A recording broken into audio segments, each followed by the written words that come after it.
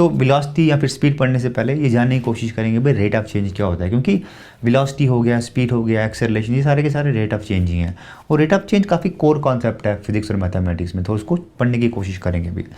तो आप शॉपिंग करने जाते हो, 0 आवर में आपने 0 रुपये खर्च किए हैं, 1 घंटे के बाद आपने 30 रुपये खर्च कर दिए हैं, 2 घंटे के बाद 60, 3, 90 और 4 घंटे के बाद 120 रुपये खर्च कर दिए आपने। और अभी शॉपिंग करने के बाद आप बोर हो गए, अभी आपको थोड़ी मस्ती करने का मन कर रहा है, तो जस्ट फॉर फन आप क्या करना शुरू कर देते हो, इसको इससे डिवाइड करना, मल्टीप्लाई करना शुरू कर देते हो, या फिर इसको इससे डिवाइड करना शुरू कर देते हो, या फिर इसको इसके स्क्वायर से मल्टीप्लाई करना शुरू कर देते हो।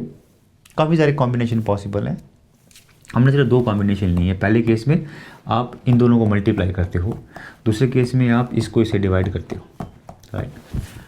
तो अगर आप इस कॉलम में देखोगे तो कुछ हैरानगी वाली चीज़ है यहाँ पे, कुछ इंटरेस्टिंग चीज़ है। वो ये है कि भाई यहाँ पे हर जगह 30 ही दिख रहा है आपको, राइट। और अगर आप इससे हैरान नहीं हुए हैं, आपको हैरान होना चाहिए, क्योंकि आपके पास यहाँ पे एक क्वांटिटी है जो कंटिन्यूसली चेंज हो जा रही है, इंक्रीज़ हो जा रही है। यहाँ पे एक और क्वांटिटी जो कंटिन्यूसली इंक्रीज़ हो जा रही है, चेंज हो जा रही है। यहाँ पे भी कुछ चीज़ चेंज हो जा रही है, इंक्रीज़ हो जा रही है। इस सब चेंज के वातावरण में आपके पास एक चीज़ है जो चेंज नहीं है और जिसकी वैल्यू सेम है, राइट। तो अब देखेंगे कि भाई ये है क्या, ये m/t है क्या। तो अब देखो m/t जो है, दिस डिवाइडेड बाई दिस, ये क्या है, change in money divided by change in time. आपने कितना पैसा खर्च किया है डिवाइडेड बाई कितने टाइम में खर्च किया अपना पैसा, राइट। अब देखते हैं कि 30 का मतलब क्या है। तो आपके पास 0 आवर में अपने 0 रुपये खर्च किए थे, 0 में 30 ऐड करो क्या आपके पास 30 आ जाएगा। 30 क्या, आपने 1 घंटे के एंड तक जितने पैसे खर्च किए हैं, 30 में आप दोबारा से 30 ऐड करो, 60 आ जाएगा आपके पास। 60 के आगे 2 घंटे के एंड तक आपने पैसा जितना खर्च किया है। तो लगता है यार ये 30 जो है ये आपको बता रहा है कि आपने हर घंटे में कितने रुपये खर्च कर रहे हो, या फिर कितनी तेज़ी से आप पैसे खर्च कर रहे हो। तो आपको लगेगा यार आप एक छोटे से कॉन्सेप्ट, एक बाल की खाल उतारने की कोशिश कर रहे हो। ऐसा नहीं है एक्चुअली, क्योंकि ये जो स्टेप था 1 divided by other, 2 different quantities को जब आप डिवीजन कर रहे हो, ये एक बहुत इंपॉर्टेंट स्टेप था ह्यूमन की प्रोग्रेस में, मैनकाइंड की प्रोग्रेस में। सदियों तक लोग डिफरेंट क्वांटिटीज़ को कंबाइन नहीं करते थे, जोड़ते नहीं थे किसी भी तरीके से। उनको डर लगता था, उनको समझ में नहीं आता था कैसे जोड़ें। फॉर एग्जांपल सदियों तक लोगों के पास स्पीड का कॉन्सेप्ट नहीं था। अगर लोगों को बोलना होता था कि भाई दोनों की सेम स्पीड से चल रहे हैं, तो ऐसा कुछ बोलते थे कि भाई distance d1 divided by distance d2 equal to t1/t2। जब फाइनली अपने को पता लगा यार हम 2 डिफरेंट क्वांटिटीज़ को जोड़ सकते हैं, किसी भी तरीके से जोड़ सकते हैं और नई क्वांटिटीज़ बना सकते हैं जो हमको यूज़फुल इन्फॉर्मेशन देता है, वो एक बहुत बड़ा स्टेप फॉरवर्ड था। फॉर एग्जाम्पल यहाँ पे अपने को इन्फॉर्मेशन मिल रही है 30, राइट। ये आपने को बताता है कि आप कितनी तेज़ी से पैसा खर्च कर रहे हो। अब अगर आपसे कोई पूछे बताओ भाई अगर आप ऐसे पैसा खर्च करते रहे 10 घंटे के बाद आपने कितना पैसा खर्च किया होगा, तो आप सिंपली इसको 10 से मल्टीप्लाई करो, 300 रुपये आ जाएगा आपके पास। तो आपके लिए यूज़फुल इन्फॉर्मेशन है, काम की इन्फॉर्मेशन आपके लिए, ठीक है। तो बहुत सारे तरीकों में से एक तरीका जिससे आप डिफरेंट अलग अलग मुख्तलिफ क्वांटिटीज़ को कंबाइन करते हो नई क्वांटिटीज़ बनाने के लिए, जो आपको कुछ यूज़फुल इन्फॉर्मेशन देता है, वो ऐसा है जिसमें आप चेंज इन दिस निकालते हो, इसको डिवाइड करते हो कि इसमें कितना चेंज हो रहा है, जो आपको बताएगा कि ये कितनी तेज़ी से चेंज हो रहा है इसके मुकाबले में, राइट। और जो नया क्वांटिटी आपके पास आती है उसको हम रेट ऑफ चेंज बोलते हैं, ठीक है। तो एक बात दिमाग में बैठा लो कि भाई जब भी कोई चीज़ चेंज हो रही है उसका आप रेट ऑफ चेंज निकाल पाओगे, राइट। और आप फ्यूचर में किसी भी फील्ड में जाओगे, कोई भी प्रोफेशन करोगे आप, वहाँ पे आपको रेट ऑफ चेंज मिलेगा। ये बात अलग है कि वहाँ पे उसको किसी और नाम से जानते होंगे। फॉर एग्जांपल कल को आप बैंक की नौकरी करते हो तो वहाँ जो इंटरेस्ट रेट होता है वो रेट ऑफ चेंज ही होता है। Speed, download speed, steepness, slope, ये सारे के सारे रेट ऑफ चेंज है, ठीक है। तो अगर चीज़ें यहीं पर रुक जाती तो कोई मुश्किल नहीं था। यानी कि अगर आप जब भी change in 1 divided by change in second निकालते तो आपको कांस्टेंट नंबर आता है इसकी तरह 30, तो आपकी स्टूडेंट लाइफ में इतनी दिक्कत नहीं होती, मुश्किल नहीं होती, बातों की रीतें हराम नहीं होती। लेकिन प्रॉब्लम यह है कि ऐसा नहीं होता है। कहानी में छोटा सा ट्विस्ट है, विलन है कहानी में। वो ये है कि जब चीज़ें चेंज होती हैं, थिंग्स डोंट चेंज यूनिफॉर्मली, चीज़ें यूनिफॉर्मली चेंज नहीं होती। कभी आपने ऐसे पैसा खर्च किया कि हर घंटा 30 रुपये खर्च करोगे? नहीं, ऐसा नहीं होता। आप 30 रुपये खर्च करोगे पहले घंटे में, शायद दूसरे घंटे में 40 खर्च करोगे, तीसरे में 55 खर्च करोगे, चौथे में 25 खर्च करोगे और किसी और तरह से खर्च करोगे। तो चीज़ें यूनिफॉर्मली चेंज नहीं होती। तो अगर आप यूनिफॉर्मली चीज़ें चेंज नहीं हो रही, जब आप रेट ऑफ चेंज निकाल रहे हो तो आप चाहोगे कि किसी एक पॉइंट पे कितनी तेज़ी से कोई चीज़ चेंज कर रही है मैं वो निकाल पाऊँ, और वहीं यहाँ पर डेरिवेटिव आता है या फिर इंस्टेंटेनियस रेट ऑफ चेंज आता है, राइट। ये आपका रेट ऑफ चेंज बेचारा खुद ही चेंज कर रहा है। जैसे हमने बोला था यहाँ पे कोई भी चीज़ चेंज करती है तो उसका आप रेट ऑफ चेंज निकाल सकते हो, तो इस बेचारे रेट ऑफ चेंज का भी मैं रेट ऑफ चेंज निकाल सकता हूँ जो सेकंड डेरिवेटिव होता है। अगर आपको ये रेट ऑफ चेंज दिया गया है तो आप निकाल सकते हैं कि कितनी मनी स्पेंड किया होगा, वो इंटीग्रल का कॉन्सेप्ट यूज होता है वहाँ पे। तो ये सब चेंज ही है एक्चुअली। कहने का मतलब ये है कि भाई नेचर में चीज़ें चेंज करती हैं, और जब वो चेंज करती हैं तो यूनिफॉर्मली चेंज नहीं करती। अगर आपको पर्सनल लाइफ में शांति चाहिए, स्टूडेंट लाइफ में शांति चाहिए, तो आपको चेंज को हैंडल करना आना चाहिए। पर्सनल लाइफ में आप चेंज को हैंडल कैसे करते हो उस पर कमेंट तो कर नहीं सकता मैं, लेकिन स्टूडेंट लाइफ में अगर आपको अच्छी तरह से चेंज को हैंडल करना सीखने का, ग्रास्प करने का है, तो आपको रेट ऑफ चेंज का कॉन्सेप्ट अच्छी तरह से समझना पड़ेगा। अगर आपको एक बार वो समझ में आ गया तो आपकी स्टूडेंट लाइफ काफ़ी ईजी हो जाएगी। ठीक है, तो अभी हम स्पीड के बारे में पढ़ेंगे। तो स्पीड जो है वो एक तरह का रेट ऑफ चेंज है, लेकिन है वो रेट ऑफ चेंज ही। पिछले केस में आपका पैसा चेंज हो रहा था, आप पैसे को खर्च कर रहे थे और आप चाहते थे पता करना कि कितनी तेज़ी से पैसा चेंज हो रहा है, खर्च हो रहा है। इस केस में डिस्टेंस चेंज होगा और आप पता करना चाहोगे कि कितनी तेज़ी से डिस्टेंस चेंज हो रहा है। फॉर एग्जाम्पल, आप 0 सेकेंड से शुरू करते हैं, 1 सेकेंड के आखिर तक आप 4.9 मीटर ट्रैवल कर चुके हैं, 2 सेकंड के आखिर तक आप 19.6 मीटर ट्रैवल कर चुके हैं, और तीसरे सेकंड के एंड तक आप 44.1 मीटर ट्रैवल कर चुके हैं। अगर आप इन नंबर्स को देखो तो एक चीज़ बड़ी क्लियरली आपको नज़र आएगी, वो ये कि जितना भी डिस्टेंस आप 1 सेकंड में ट्रैवल कर रहे हो वो पिछले सेकंड से ज़्यादा है। फॉर एग्जांपल, 0 और 1 सेकंड के बीच में आपने 4.9 मीटर ट्रैवल किया, दिस माइनस दिस। 1 और 2 सेकंड के बीच में आपने this minus this, that is 14.7 metre travel किया। 2 और तीसरे सेकंड के बीच में आपने this minus this which is 24.5 metre travel किया। तो हर 1 सेकंड में जितना आप ट्रैवल कर रहे हो वो पिछले सेकंड से ज़्यादा है, और यही एक डिफरेंस है इस केस में और पैसे के केस में। वहाँ पे हर आवर आप सेम ही अमाउंट ऑफ पैसा खर्च कर रहे थे, लेकिन यहाँ पे हर 1 सेकंड आप जो डिस्टेंस ट्रैवल कर रहे हो वो पिछले सेकंड से ज़्यादा है। तो आपके मन में एक क्वेश्चन आ रहा होगा कि ये इतने कॉम्प्लिकेटेड नंबर्स कहाँ से लेके आए हो आप? 4.9, 19.6 कोई सिंपल नंबर नहीं मिले थे आपको एग्जाम्पल के लिए? लाइफ पहले से इतनी कॉम्प्लिकेटेड है, और कॉम्प्लिकेटेड क्यों बना रहे हो उसको? जैसे मैंने पिछली स्लाइड में बोला था कि नेचर में चीज़ें यूनिफॉर्मली चेंज नहीं होती, नेचर में चीज़ें ऐसे ही चेंज होती हैं। तो ये मैंने मन से नंबर नहीं बनाए हैं आपकी लाइफ को कॉम्प्लिकेट करने के लिए, राइट। नेचर में चीज़ें ऐसी ही चेंज होती हैं। फॉर एग्जांपल, आपको जान के हैरानगी होगी कि अगर मेरे पास, मैंने ऐसे एक पत्थर पकड़ा हुआ है, ऐसे उसको ड्रॉप कर दूँ, उस केस में भी पत्थर जो हर 1 सेकेंड में डिस्टेंस ट्रैवल कर रहा है वो ज़्यादा होगा कंपेयर टू जितना डिस्टेंस उसने पिछले सेकेंड में ट्रैवल किया। और मज़े की बात यह है कि वो डिस्टेंस जो होगा वो ऐसा ट्रैवल करेगा।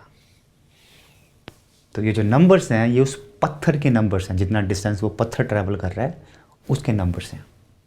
फॉर एग्जांपल, आप देख सकते हो यहाँ पे, अगर आपने पत्थर ड्रॉप किया यहाँ से, तो फर्स्ट सेकंड में उसने 4.9 मीटर ट्रैवल कर चुका होगा, दूसरे सेकंड के एंड तक वो 19.6 मीटर ट्रैवल कर चुका होगा, और तीसरे सेकंड के एंड तक 44.1 मीटर ट्रैवल कर चुका होगा। या फिर पहले सेकंड में वो 4.9 मीटर ट्रैवल करता है, दूसरे सेकंड में वो 14.7 मीटर ट्रैवल करता है, और तीसरे सेकंड में वो 24.5 मीटर ट्रैवल करता है। जैसे आप देख सकते हो कि हर 1 सेकंड में पिछले सेकंड से ज़्यादा ट्रैवल हो रहा है डिस्टेंस। इस केस में इसके मुकाबले में कम से कम 3 गुना ज़्यादा डिस्टेंस ट्रैवल हो रहा है। इस केस में इस केस के मुकाबले कम से कम 5 गुना ज़्यादा डिस्टेंस ट्रैवल हो रहा है। तो आप देख सकते हैं कि हर 1 सेकंड में पिछले सेकंड से ज़्यादा डिस्टेंस ट्रैवल हो रहा है, राइट। तो जो हमने अभी केस देखा ये फ्री फॉल का केस था, मतलब आपने ऐसा कोई चीज़ पकड़ी हुई है, छोड़ देते हैं आप उसको। तो फ्री फॉल के केस में अगर आपको किसी भी पॉइंट पे डिस्टेंस चाहिए, आप एक सिंपल से इक्वेशन यूज़ कर सकते हैं उसको निकालने के लिए। वो इक्वेशन है d distance in metres is ½ GD²। Half constant है, जी भी कांस्टेंट है, इसकी वैल्यू 9.8 मीटर पर सेकेंड स्क्वायर होती है। किसी दूसरे वीडियो में इसके बारे में बात करेंगे। और टी होता है टाइम जिस पे आपको डिस्टेंस चाहिए। तो अगर आपको टी इक्वल टू 2 सेकेंड पे डिस्टेंस चाहिए तो क्या हो जाएगा, 2 स्क्वायर इंटू 9.8 इंटू 1/2 आपको 19.6 ये वैल्यू आ जाएगी, राइट। तो अगर आप देखो तो इस केस में क्या चेंज हो रहा है, डिस्टेंस चेंज हो रहा है। किसके कंपैरिजन में चेंज हो रहा है, टाइम के कंपैरिजन में चेंज हो रहा है। जैसे हमने पहले बोला था, जब भी कोई चीज़ चेंज होती है आप उसका रेट ऑफ चेंज निकाल सकते हैं। तो इस केस में अगर आपको रेट ऑफ चेंज निकालना हो तो आपको सिर्फ 2 पॉइंट चूज़ करने पड़ेंगे। उन 2 पॉइंट के बीच में देखिए डिस्टेंस कितना चेंज हो रहा है, टाइम कितना चेंज हो रहा है, एक को दूसरे से डिवाइड कर लीजिए, आपको रेट ऑफ चेंज मिल जाएगा जो आपको बताएगा उन 2 पॉइंट के बीच में ऑन एन एवरेज डिस्टेंस कितनी तेज़ी से चेंज हो रहा है। फॉर एग्जांपल अगर आप ये 2 पॉइंट चूज़ करें तो आपको रेट ऑफ चेंज कितना आएगा, 9.8 मीटर पर सेकेंड आएगा। इसका मतलब ये है कि इन 2 पॉइंट्स के बीच में on an average her second में डिस्टेंस जो है वो 9.8 मीटर से चेंज हो रहा है। अगर आप ये 2 पॉइंट उठाते हैं तो रेट ऑफ चेंज आपको 14.7 मीटर पर सेकेंड आएगा। मतलब ये है कि इन 2 पॉइंट्स के बीच में ऑन एन एवरेज डिस्टेंस जो है वो 14.7 मीटर से चेंज हो रहा है हर सेकेंड, राइट। तो अगर आप देखो तो डिस्टेंस के केस में रेट ऑफ चेंज को हमने एक स्पेशल, एक फैंसी सा नेम दिया हुआ, नाम दिया जिसको हम स्पीड बोलते हैं। बट अगर स्पीड को देखो ढंग से तो ज़्यादा कुछ नहीं है, ये सिंपल आपको बताता है कि कितनी तेज़ी से डिस्टेंस चेंज हो रहा है, ठीक है। तो अभी हम देखेंगे कि इंस्टेंटेनियस स्पीड क्या होता है, यानी स्पीड एट एन इंस्टेंट, किसी एक क्षण में, किसी एक पल में, किसी एक लम्हे पे स्पीड जो होती है उसको इंस्टेंटेनियस स्पीड बोलते हैं। फॉर एग्जांपल आप कार में ट्रैवल कर रहे हो, आप सडनली स्पीडोमीटर की तरफ देखते हो और जैसे ही आपकी आंखें स्पीडोमीटर पर पड़ती हैं जो रीडिंग वहाँ पे दिख रही है आपको वो होती है इंस्टेंटेनियस स्पीड। तो सवाल ये है कि कैसे निकालते हैं उसको, उसके बारे में देखेंगे अभी। तो अब तक हमने जो भी डिस्कस किया उसमें 2 बड़ी इंपॉर्टेंट चीज़ें थी। पहली बात ये कि जो ये स्पीड का फॉर्मूला है इसको यूज़ करने के लिए आपको 2 पॉइंट चाहिए रहते हैं और ये जो वैल्यू यहाँ पे आती है वो डिपेंड करती है आप कौन से 2 पॉइंट चूज़ कर रहे हैं। फॉर एग्जांपल अगर आप ये 2 पॉइंट चूज़ कर रहे हैं तो आपको स्पीड की वैल्यू क्या आएगी, 9.8 मीटर पर सेकेंड आएगी। अगर आप ये 2 चुन रहे हैं आपको 14.7 मीटर पर सेकेंड आएगी, ठीक है। दूसरी बात, ये जो स्पीड की वैल्यू यहाँ पे आती है ये होती है एक्चुअली एवरेज स्पीड होती है। ऑन एन एवरेज उन 2 पॉइंट्स के बीच में स्पीड कितनी है। फॉर एग्जांपल अगर आप ये 2 पॉइंट चुनो तो इसके बीच में ऑन एन एवरेज स्पीड कितनी है, 14.7। बट इन दोनों पॉइंट के बीच में किसी एक पॉइंट पे स्पीड उससे ज़्यादा हो सकती है। फॉर एग्जांपल इन 2 पॉइंट्स के बीच में 24.5 मीटर पर सेकेंड थी, राइट। जैसे आपका रन रेट होता है 50 ओवर में 6.5 रन रेट, लेकिन बीच में काफ़ी सारे ऐसे ओवर होते हैं जहाँ पे काफ़ी ज़्यादा स्कोर बचा होता है, राइट। तो अपने को एवरेज स्पीड नहीं चाहिए, अभी अपने को इंस्टेंटेनियस स्पीड चाहिए, किसी एक एग्जैक्ट पॉइंट पे स्पीड है वो अपने को निकालने का। तो वो कैसे निकालेंगे, तो अब अगर आपको बोला जाए बताओ भाई स्पीड एग्जैक्टली 3 सेकंड्स पे स्पीड कितनी थी, वो कैसे निकालोगे, तो आपको लगेगा यार ये तो सिंपल इस फॉर्मूले में यूज़ करेंगे निकाल लेंगे, इतना हंगामा क्यों मचा कर रखा हुआ है। तो देखेंगे कितना सिंपल नहीं है वो। फॉर एग्जांपल जब आपको t = 3 पे निकालना हो स्पीड तो चेंज इन डिस्टेंस क्या होगा उस केस में, 0 होगा। क्यों 0 होगा, क्योंकि आपके पास 2 पॉइंट्स नहीं है, आपके पास खाली एक ही पॉइंट है, t = 3 second. Similarly change in time क्या है, वो भी 0 होगा क्योंकि आपके पास 2 पॉइंट्स नहीं है और 0 पे 0 क्या होता है, मीनिंगलेस होता है। तो सदियों तक हम स्ट्रगल करते रहे इसको सॉल्व करने के लिए, इसका कोई तरीका निकालने के लिए जिससे हम इसको अप्रोच कर सकें। अपने को समझ में नहीं आ रहा था क्या चल रहा है। फाइनली 17वीं शताब्दी में न्यूटन और लाइबनिज ने अपने को एक तरीका बताया जो फाइनली डेरिवेटिव के नाम से जाने लगा और उसको यूज़ करके हम इसको सॉल्व करने की ट्राई करेंगे। तो ऐसे वर्क कर उन्होंने बोला कि ठीक है आपको 2 पॉइंट चाहिए, दूसरा पॉइंट चाहिए, दूसरा पॉइंट देते हैं आपको। उन्होंने बोला किसी भी पॉइंट को आप दूसरा पॉइंट मान लो, शर्त बस यही है कि वो पॉइंट जो है दूसरा पॉइंट वो बहुत पास होना चाहिए उस पॉइंट के जिस पॉइंट पे आप स्पीड निकालने की कोशिश कर रहे हो। इसके अंदर 2 कंडीशन थी। पहली कंडीशन ये थी कि जो आपका इंटरवल होगा, इंटरवल जिस पॉइंट पे आप स्पीड निकालने की कोशिश कर रहे हो उसके, और जो आपका सेकंड पॉइंट चूज किया है, इन दोनों के बीच में जो इंटरवल है वो 0 नहीं होना चाहिए ताकि आप 0 से डिवाइड कर सको, लेकिन इतना छोटा होना चाहिए कि जिससे मल्टीप्लाई करो वो 0 बन जाए, राइट। और जब आप एवरेज स्पीड निकालते हो इस बहुत छोटे इंटरवल पे आपको क्या मिलता है, इंस्टेंटेनियस स्पीड मिलता है उस पॉइंट पे। तो पहली बार आप सुनो तो लगेगा यार क्या बेवकूफ़ बना रहे हो, राइट। लेकिन जब आप इसको ढंग से सोचो और इसको जनरलाइज तरीके से अप्लाई करके देखो तो आपको समझ में आएगा कि कितना पावरफुल है ये कॉन्सेप्ट, कितना चतुराई से, कितना क्लेवरली लोगों ने इसके बारे में सोचा। और उसका नमूना आपको देंगे हम एग्जाम्पल के थ्रू एक। तो हमारे पास फ्री फॉल के लिए इक्वेशन थी डिस्टेंस की, right, half G T square. अब मेरे को किसी भी एक टाइम टी पे स्पीड निकालनी है। तो जैसे इनका रिकमेंडेशन है, एक और पॉइंट चूज करते हैं हम लोग। वो क्या पॉइंट है? टी प्लस डेल्टा टी है, छोटा सा इंटरवल है, राइट। तो अब एवरेज स्पीड निकालते हैं इस इंटरवल पे। एवरेज स्पीड के लिए क्या चेंज इन डिस्टेंस क्या होगा? चेंज इन डिस्टेंस होगा half G T plus delta T square minus half G T square. ये चेंज इन डिस्टेंस हो जाएगा। चेंज इन टाइम कितना होगा? डेल्टा टी होगा। तो अब एवरेज स्पीड इस एक्सट्रीमली स्मॉल इंटरवल पे क्या होगी? एवरेज स्पीड छोटे इंटरवल पे क्या होगी? ये होगी। इसको आप इजीली सॉल्व कर सकते हो, आपके पास ये आ जाएगा। अब लो आपने दो रूल जो उन्होंने रेकमेंड किए हैं। पहला रूल, ये जो इंटरवल है ये जीरो नहीं है, तो आप इससे आप डिवाइड कर सकते हो। यहां भी आप डिवाइड नहीं कर पा रहे थे, अभी आप इससे डिवाइड कर सकते हो। जब डिवाइड किया आपने तो आपके पास सिर्फ यही बच जाएगा। दूसरा रूल, ये इंटरवल ऑलमोस्ट जीरो है, तो जिससे भी मल्टीप्लाई करोगे वो पूरी की पूरी टर्म जीरो बन जाएगी। ये पूरी की पूरी टर्म चली जाएगी। आपके पास क्या बचा? खाली जीटी बचा।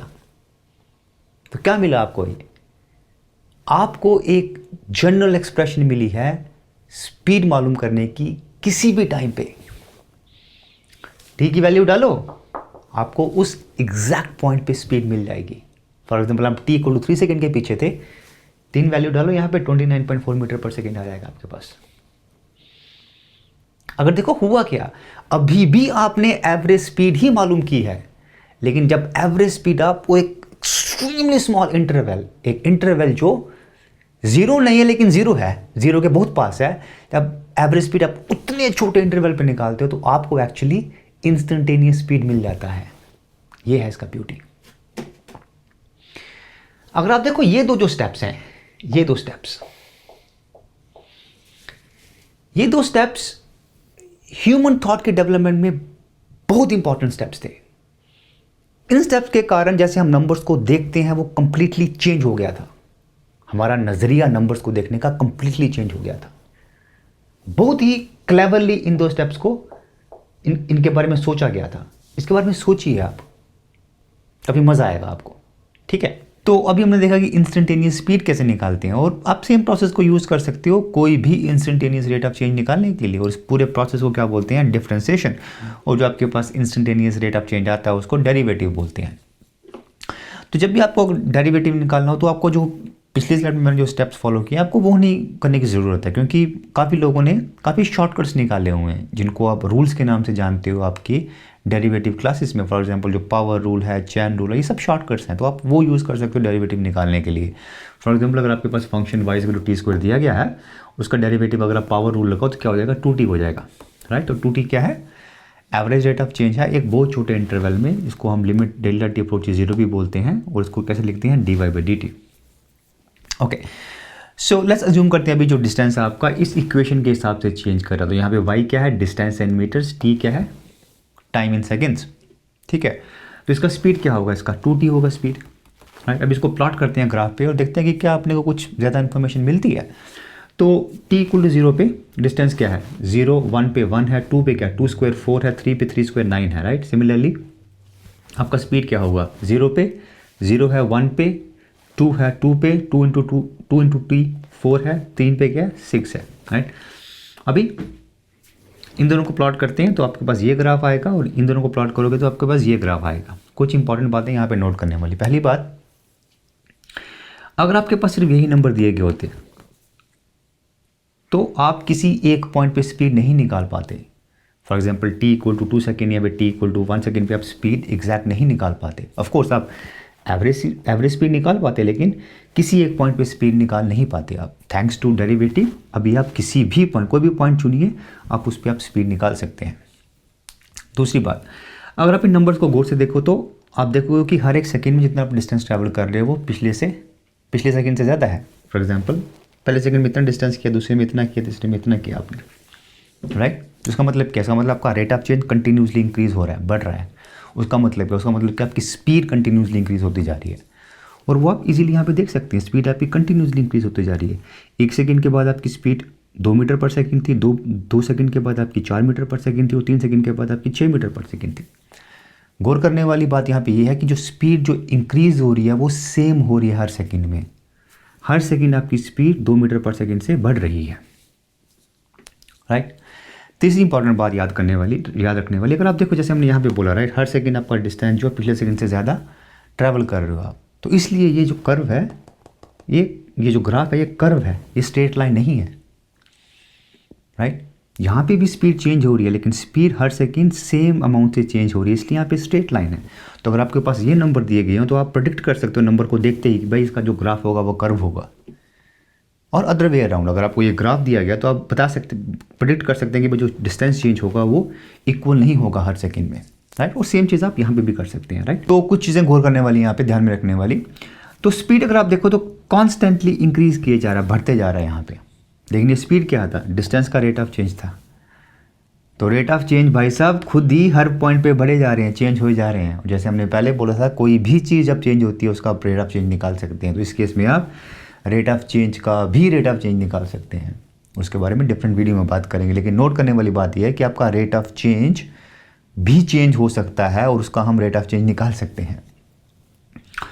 तो अब तक तो हमने इस इक्वेशन को प्लॉट किया था डिस्टेंस को लेके। आप मान सकते हैं कि इसकी बजाय ये इक्वेशन है आपकी डिस्टेंस और टाइम के बीच में, यानी डिस्टेंस आपका इस हिसाब से चेंज हो रहा है। अगर आप इसको प्लॉट करें तो आपके पास इस तरह का ग्राफ आ जाएगा। फ़र्क बस यही है, ये स्पीड और टाइम के बीच में ग्राफ है, वहाँ पे डिस्टेंस और टाइम के बीच में ग्राफ है, राइट। अब इसको अगर आपको इसकी स्पीड निकालनी हो, अगर ये आपका डिस्टेंस का इक्वेशन है टाइम के साथ, अगर आपको स्पीड निकालनी तो क्या होगा, इसको डेरिवेटिव निकालेंगे इसका, वो क्या होगा, 2d का derivative with respect to time क्या होता है, 2, राइट। तो स्पीड क्या होगी आपकी, कांस्टेंट 2 आ जाएगी। कुछ इंपॉर्टेंट बातें गौर करने वाली यहाँ पे, अगर आप देखो तो इस केस में हर 1 सेकेंड में जो आपकी डिस्टेंस जो ट्रैवल कर रहे हो वो सेम है।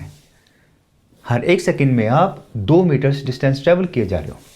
इस केस में ऐसा नहीं था, इस केस में हर 1 सेकेंड में जो आप डिस्टेंस ट्रैवल कर रहे थे वो पिछले केस से ज़्यादा था। लेकिन इस केस में हर 1 सेकेंड में जो डिस्टेंस ट्रैवल कर रहे हो वो सेम है, 2 मीटर्स है। तो कितनी तेज़ी से आपका डिस्टेंस चेंज हो रहा है हर सेकेंड, 2 मीटर से। मतलब रेट ऑफ चेंज क्या आपका हर सेकेंड, 2 मीटर्स। मतलब स्पीड क्या आपकी, 2 मीटर्स पर सेकेंड। और वही हमने यहाँ पे लिखा हुआ है, राइट। इस केस में अगर आप देखो तो स्पीड कांस्टेंट है, स्पीड चेंज नहीं हो रही है। इस केस में अगर आप देखो तो स्पीड कॉन्स्टेंटली चेंज हो जा रही थी। एक और बात गौर करने वाली यहाँ पे, अब अगर आप इसका रेट ऑफ चेंज निकालो तो क्या होगा, 0 होगा, क्योंकि ये कांस्टेंट है, हर पॉइंट पे 2 रहता है, ये चेंज नहीं हो रहा है, तो इसका रेट ऑफ चेंज 0 आएगा। लेकिन इसका अगर आप रेट ऑफ चेंज निकालते तो कुछ वैल्यू आती है, क्योंकि रेट ऑफ चेंज हो रहा है हर पॉइंट पे, राइट। तो इस केस में रेट ऑफ चेंज की कुछ वैल्यू आएगी, लेकिन अगर आप इस बेचारे का रेट ऑफ चेंज निकालोगे तो वो तो 0 हो जाएगा, ठीक है।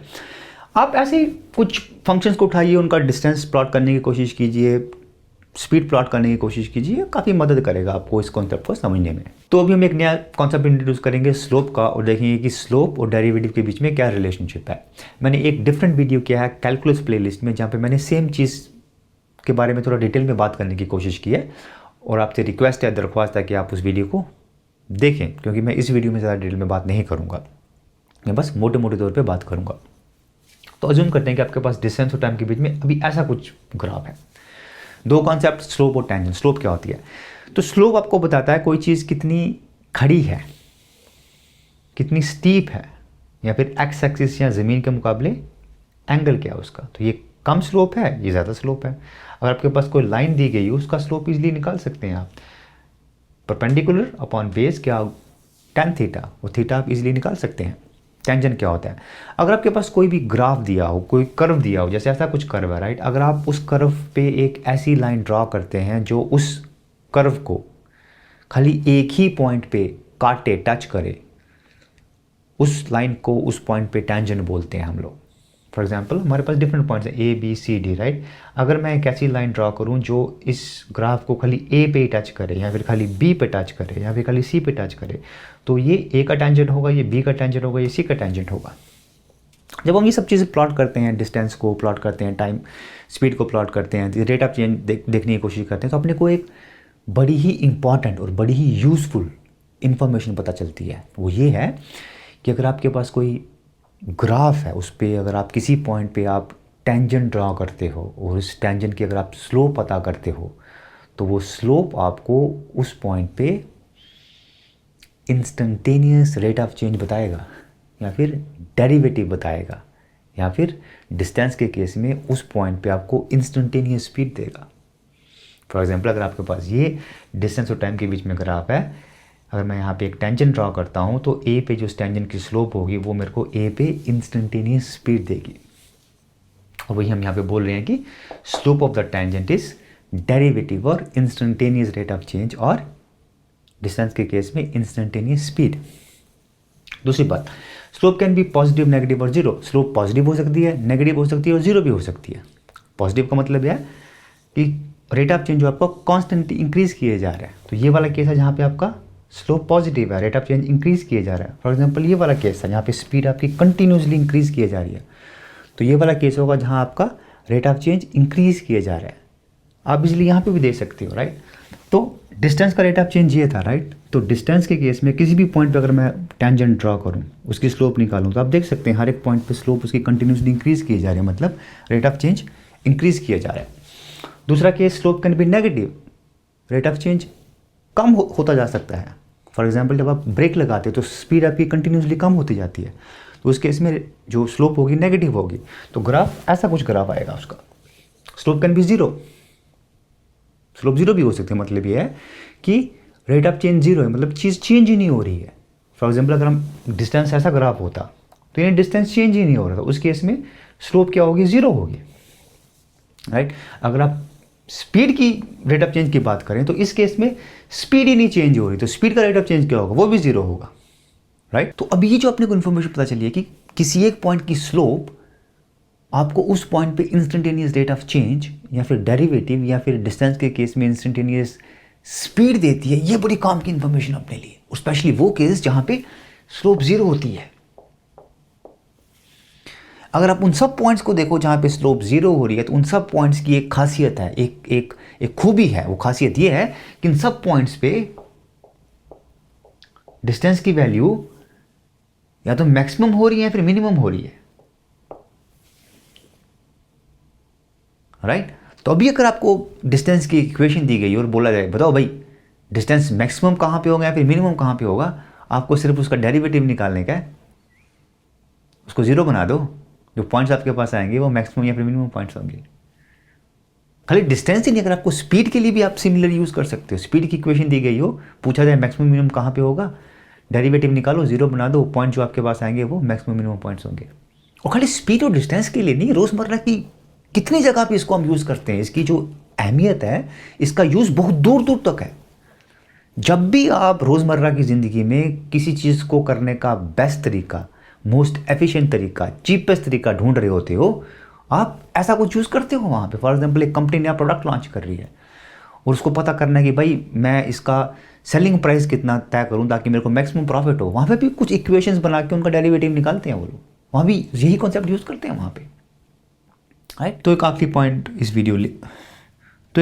वीडियो का, तो अभी हमने देखा कि अगर आपके पास एक डिस्टेंस की इक्वेशन दी गई हो, फॉर एग्जांपल यहाँ पे बताया गया कि distance is T square, in T की वैल्यू डालो, डिस्टेंस आ जाएगा आपको उस पॉइंट पे। तो अगर आपको डिस्टेंस की इक्वेशन दी गई हो, अगर आपको स्पीड निकालनी हो तो कैसे करते हैं, इसका डेरिवेटिव निकालें आप। इसका डेरिवेटिव 2t आ जाएगा, तो टी की वैल्यू डाली, उस पॉइंट पर स्पीड आ जाएगी।